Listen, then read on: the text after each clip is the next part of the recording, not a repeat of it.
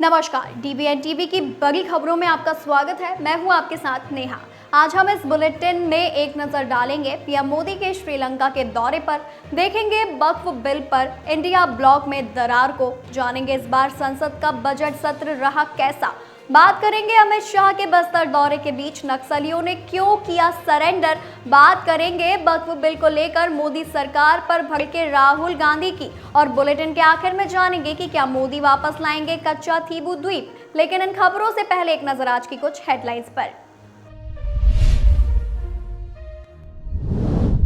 बेटे कुणाल ने दी मनोज कुमार को मुखाग्नि, राजकीय सम्मान के साथ हुआ अंतिम संस्कार, अमिताभ समेत कई कलाकार शामिल हुए। यूपी रोडवेज बसों में 5000 महिलाओं की भर्ती, गृह जनपद में होगी नियुक्ति, सरकार उठाएगी ट्रेनिंग का पूरा खर्च। दिल्ली में भीषण गर्मी का प्रकोप, अगले 6 दिनों तक लू चलने की आशंका, 42 डिग्री तक पहुंचेगा तापमान। नैनीताल घूमना हुआ महंगा, शहर में प्रवेश के लिए 300 और पार्किंग के लिए हर दिन के हिसाब से देने होंगे 500 रुपए। यूपी से अगले 3 साल में खत्म हो जाएगी गरीबी, मुख्यमंत्री योगी आदित्यनाथ का मंच से ऐलान। ग्वालियर में बहू का कहर, सास को बाल पकड़कर पटका, बेरहमी से पीटा, पीड़ित ने लगाई न्याय की गुहार। लुधियाना पश्चिम उपचुनाव में कांग्रेस ने उम्मीदवार के नाम का किया ऐलान, भारत भूषण आशु पर लगाया दांव। कठुआ एंटी टेरर ऑपरेशन में सुरक्षा बलों और आतंकियों के बीच हुई मुठभेड़, सेना ने इलाके को घेरा। पंजाब के फिरोजपुर में हुआ बड़ा हादसा, स्कूल बस नाले में गिरी, 20 छात्र से ज्यादा थे सवार। दिल्ली में साहिबी नदी के किनारे बनेंगे नए कॉरिडोर, NHAI को सौंपी गई PWD की 4 सड़कें। कैश कांड के आरोपों में घिरे जस्टिस यशवंत वर्मा ने ली शपथ, इलाहाबाद हाई कोर्ट में बने जज। ये तो थी हेडलाइंस, अब चलिए बात कर लेते हैं बड़ी खबरों की। प्रधानमंत्री नरेंद्र मोदी 3 दिन के श्रीलंका के दौरे पर हैं। पड़ोसी देश में सत्ता परिवर्तन और संकट के बाद पीएम मोदी का ये पहला दौरा है। शनिवार को कोलंबो के प्रतिष्ठित इंडिपेंडेंस स्क्वायर पर पीएम मोदी का भव्य सेरेमोनियल स्वागत किया गया। उसके बाद पीएम मोदी और श्रीलंका के राष्ट्रपति अनुराग कुमारा दियानायके के बीच द्विपक्षीय बातचीत हुई, जिसमें रक्षा, सूचना समेत 7 बड़े समझौते हुए। श्रीलंका ने प्रधानमंत्री नरेंद्र मोदी को श्रीलंका मित्र विभूषण से सम्मानित भी किया। ये सम्मान उन देशों के राष्ट्राध्यक्षों को दिया जाता है जिनके श्रीलंका के साथ दोस्ताना संबंध है। पीएम मोदी को ये विदेशियों को मिलने वाला सबसे बड़ा अवार्ड है। बता दें, पीएम मोदी ने भी सम्मान मिलने पर खुशी जताई और कहा कि ये सभी देशवासियों का सम्मान है। इससे पहले द्विपक्षीय बैठक में दोनों नेताओं ने गर्मजोशी से हाथ मिलाया। इस बैठक में विदेश मंत्री एस जयशंकर और NSA अजीत डोभाल भी मौजूद रहे। पीएम मोदी और राष्ट्रपति दियानायके ने लोगों का अभिवादन स्वीकार किया। बता दें, दोनों नेताओं के बीच गजब की बॉन्डिंग भी देखने को मिली। पीएम मोदी ने श्रीलंका से मछुआरों की रिहाई की मांग की और तमिलों को पूरा अधिकार देने की वकालत की। पीएम मोदी ने कहा कि हमने मछुआरों की आजीविका से जुड़े मुद्दों पर भी चर्चा की। हम सहमत हैं कि हमें इस मामले में एक मानवीय अप्रोच के साथ आगे बढ़ना चाहिए। हमने मछुआरों को तुरंत रिहा किए जाने और उनकी बोट्स को वापस भेजने पर भी बल दिया। भारत और श्रीलंका के बीच सदियों पुराने आध्यात्मिक और आत्मीयता भरे संबंध हैं। उन्होंने बताया कि मुझे ये बताते हुए अत्यंत खुशी है कि 1960 में गुजरात के अरावली में मिले भगवान बुद्ध के पुरावशेष को श्रीलंका में दर्शन के लिए भेजा जा रहा है।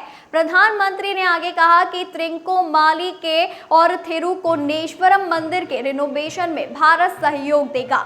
अनुराधापुरा महाबोधि मंदिर परिसर में पवित्र शहर और नोरेलिया में सीता एलिया मंदिर के निर्माण में भी भारत सहयोग करेगा।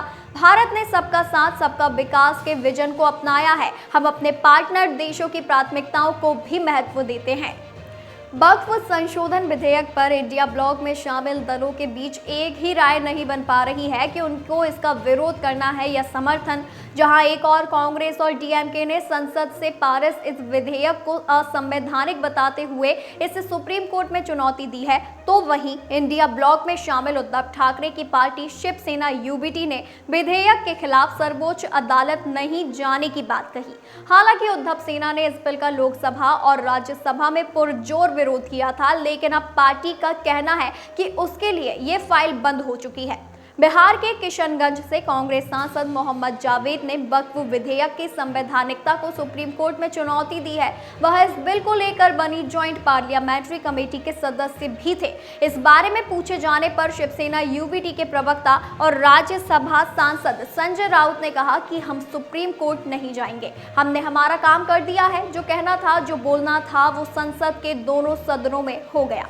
हमारे लिए ये फाइल बंद हो गई है। शिवसेना यूबीटी नेता संजय राउत ने वक्फ बिल को लेकर भाजपा की आलोचना की थी और इसे उद्योगपतियों के फायदे के लिए बनाया गया एजेंडा बताया था। अपना पक्ष रखते हुए संजय राउत ने कहा था कि वक्फ बिल का हिंदुत्व से कोई लेना देना नहीं है। ये एक सामान्य बिल है। अगर कोई इसे हिंदुत्व से जोड़ रहा है तो वह मूर्ख है। अगर इस बिल से कोई संबंध है तो इसका साफ मकसद है कि भविष्य में कुछ उद्योगपतियों के लिए वक्फ बोर्ड की संपत्ति पर कब्जा करना आसान हो जाए।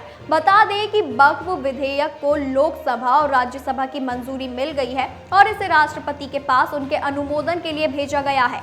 राष्ट्रपति की मुहर लगने के बाद ये विधेयक कानून बन जाएगा और केंद्र सरकार द्वारा गजट अधिसूचना जारी होने के साथ ही ये पूरे देश में लागू हो जाएगा। लोकसभा में वक्फ बिल के समर्थन में 288 वोट पड़े, जबकि विपक्ष में 232 वोट। तो वहीं राज्यसभा में इस बिल के समर्थन में 128 वोट पड़े, जबकि विरोध में 95 वोट। राज्यसभा में वक्फ बिल के विरोध में बोलने को लेकर एनसीपी सांसद प्रफुल्ल पटेल ने शिवसेना यूपीटी सांसद संजय राउत पर कटाक्ष भी किया था। संसद के बजट सत्र के दूसरे हिस्से में खूब काम हुए। इस सत्र को काफी उत्पादक माना जा रहा है। लोकसभा अध्यक्ष ओम बिरला ने घोषणा की कि लोकसभा की उत्पादकता 118% रही, जबकि राज्यसभा की उत्पादकता 119% रही। दोनों सदनों ने विशेष रूप से वक्फ विधेयक बिल और मणिपुर में राष्ट्रपति शासन के प्रस्ताव पर लंबी बहसें की। लोकसभा ने केंद्रीय वक्फ कानून में संशोधन पर 13 घंटे 53 मिनट चर्चा की और बिल को सुबह 2 बजे के बाद मंजूरी दी। राज्यसभा ने भी इस बिल पर 12 घंटे 49 मिनट चर्चा की और इसे लगभग 2:30 बजे मंजूरी दी। बता दें, दोनों सदनों ने मणिपुर में राष्ट्रपति शासन पर बहस की, जो दशकों बाद हुई एक दुर्लभ घटना है। ये सत्र 31 जनवरी को राष्ट्रपति द्रौपदी मुर्मू के भाषण से शुरू हुआ था, जो कि 10 बिलों को मंजूरी देने के बाद समाप्त हुआ। इसके विपरीत 2024 के शीतकालीन सत्र में लोकसभा और राज्यसभा की उत्पादकता क्रमशः 42 और 49% रही। केवल एक बिल को पारित किया गया था। ओम बिरला ने अपने समापन भाषण में बताया कि लोकसभा ने इस सत्र के दौरान 26 बैठकें आयोजित की और कुल 160 घंटे 48 मिनट काम किया। राज्यसभा ने 159 मिनट काम किया। इसके अलावा बता दें कि इस सत्र में राष्ट्रपति के अभिभाषण, बजट और बिल पर भी लंबी बहसें हुई।